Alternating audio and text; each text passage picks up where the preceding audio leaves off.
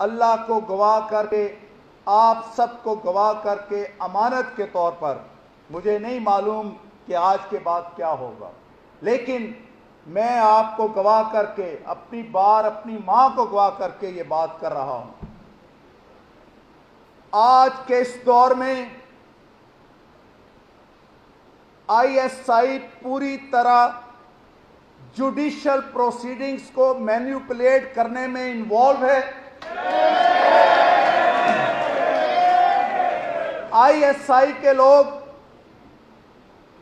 مختلف جگہ پہنچ کر اپنی مرضی کے بینچ بنواتے ہیں، کیسوں کی مارکنگ ہوتی ہے۔ میں اپنی ہائی کورٹ کی بات کرتا ہوں، آئی ایس آئی والوں نے میرے چیف جسٹس کو اپروچ کر کے کہا کہ ہم نے الیکشن تک نواز شریف اور اس کی بیٹی کو باہر نہیں آنے دینا، شوکت عزیز صدیقی کو بینچ میں مت شامل کرو۔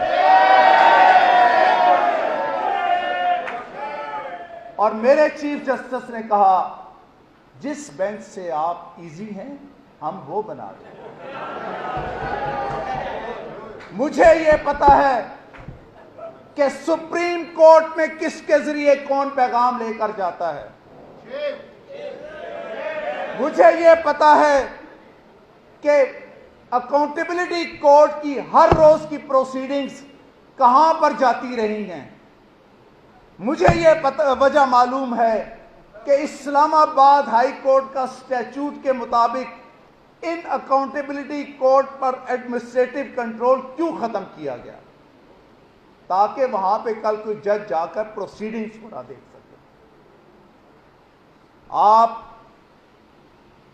سے یہ باتیں میں نے اپنی جان نوکری کی تو پرواہ نہیں ہے کہ قتل اس لیے کی ہے کہ مجھے یہ کہا گیا کہ جناب آپ ہمیں ایک ایشورنس دے دیں کہ ہماری مرضی کے مطابق فیصلہ کریں گے تو ہم آپ کے ریفرنس ختم کروا دیں گے۔ مجھے یہ کہا گیا کہ آپ اگر ہماری مرضی کے مطابق فلاں کیس میں فلاں فیصلہ دیں گے تو ہم نومبر تک نہیں سپٹمبر میں آپ کو چیف جسٹس بنا دیتے ہیں۔ تو میں نے انہیں کہا کہ میں اپنے ضمیر کو گروی رکھنے سے پہلے ہے کہ میں مر جاؤں۔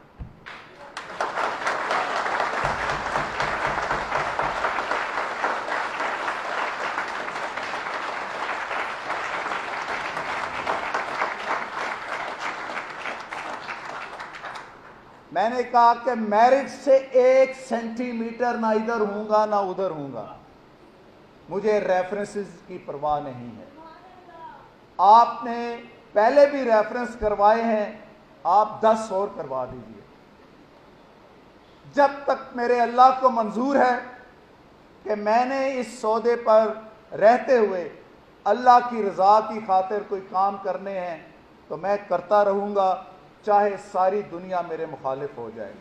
اور جب اللہ کو منظور ہوگا کہ میں یہاں پہ کام نہیں کروں گا تو پھر تمام بریگیڈ بھی اکٹھے ہو کے آ جائیں تو میرا کچھ نہیں کر سکتا۔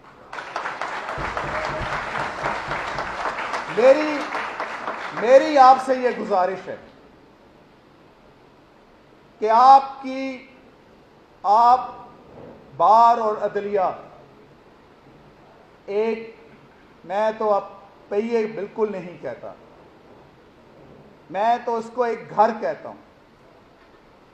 ایک ہی گھر کی حویلی میں رہنے والے لوگ ہیں، لیکن آپ کی حویلی پہ ڈاکہ پڑ چکا ہے۔ آپ کی حویلی بندوق والوں کے کنٹرول میں آ چکی ہے۔ آپ کی آزادی سلب ہو چکی ہے۔ آپ کی انڈیپینڈنس آف جوڈیشری جس پر آپ پرائیڈ فیل کرتے تھے اس پہ سمجھوتے ہو چکے ہیں۔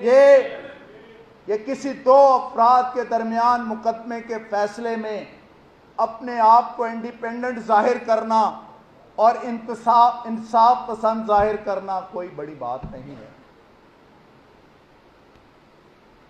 किसी मशहूर फलसफी की कौल है कि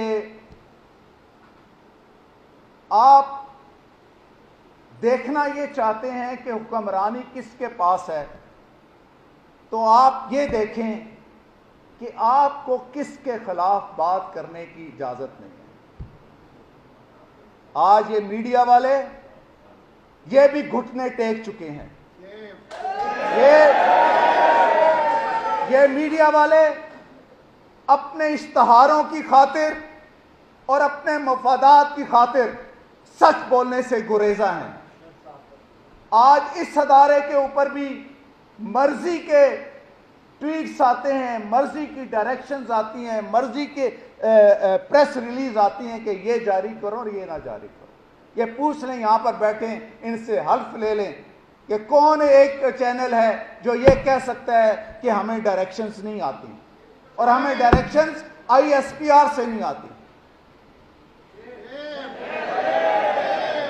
जुडिशरी, मीडिया जो किसी भी मुल्क के लोगों के ज़मीर की आवाज़ होती है, उसके ऊपर अगर पाबंदियां लगा दी जाएंगी, उसको अगर पाबंद सलासल कर दिया जाएगा, उसके लबों को अगर सील दिया जाएगा, उसके लोगों की आज़ादी सल्ब कर ली जाएगी, तो फिर मुझे कहने दीजिए कि शायद फिर पाकिस्तान एक आज़ाद इस्लामी जमहूरी मुल्क नहीं रहेगा। 70 साल में हम ना तो इस मुल्क को इस्लामी बना सके, ना जमहूरी बना सके और ना ही आइन के ताबे ला सके। इस वजह से इस 70 साल की ज़िंदगी में 35 साल हमारे डिक्टेटर्स खा गए। इस 35 साल में हमारे आइन के साथ खिलवाड़ किए गए। इस 35 साल में हमें बात करने के से रोका गया।